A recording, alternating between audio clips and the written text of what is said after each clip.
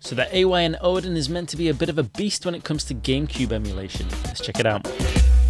First off, looking at Mario Kart on the GameCube, and I'm really pleased to see that this is running really smoothly. When we tried this on the Retroid Pocket 2 Plus, it ran pretty well, but it was definitely noticeable that it was struggling.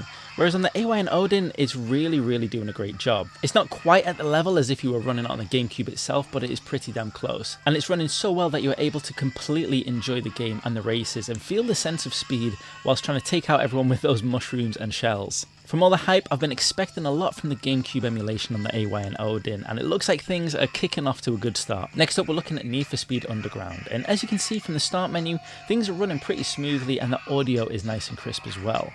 But as we get into the main gameplay, you can see that AYN Odin is starting to struggle. And Need for Speed Underground is quite a graphically intensive game, so I'm not surprised that it is struggling a bit, but I was really hoping that it could deal with this a little bit better. It's not impossible to play, and with a few tweaks you can get some improved performance. But for a game that is called Need for Speed, it is a little bit slow in my books, and I am, like I always say, a very forgiving gamer, but this is not a game I will be playing on the AYN Odin. I'll just have to wait for future generations of handheld consoles to try and get that Need for Speed fix. Now we're tipping off with NBA Street Volume 2, and this is running really nicely. Much like Mario Kart, it's not 100% perfect, but it is damn near close, and it lets you enjoy this awesome game fully. Letting you pull off the tricks, the passes, the moves, the alley-oops. NBA Street Volume 2 is running so well that I actually ended up playing this a little bit too long when I was meant to be recording this footage. But it is nice to see that the AYN Odin can handle such a high-paced game, especially where the moves are so important that any slowdown really does hinder a game like this.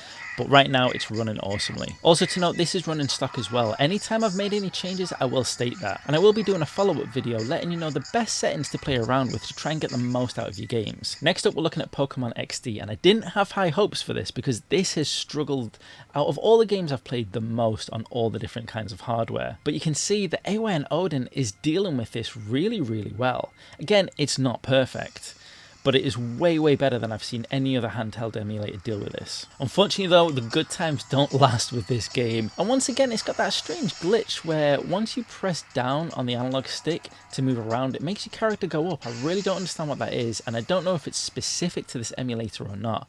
I have tried a few different versions of the Dolphin emulator on the AYN Odin, and all of them seem to have the same issue. But what's even worse is that it's just crashed mid-game to the point where nothing's working. So again, Pokemon XD, although runs a lot better, it's not a game I'm going to be jumping back to on this console. Next up, we have one of my favourite futuristic racing games of all time, and that is XG3.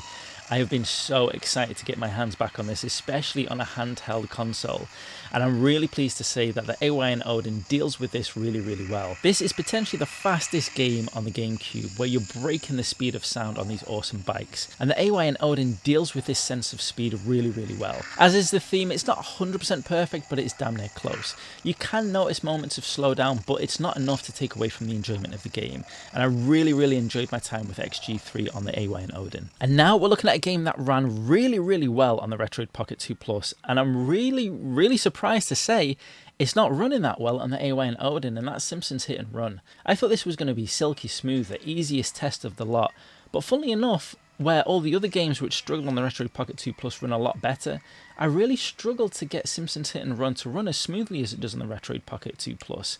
And I don't really know what that is. I tried all three emulators. I tried the standard Dolphin, MMJR, MMJR2 as well.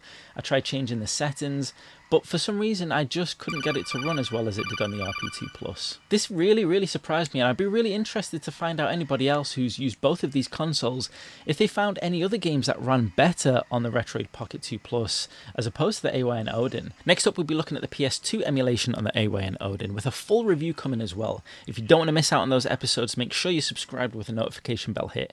Once again, thank you for watching and see you next time.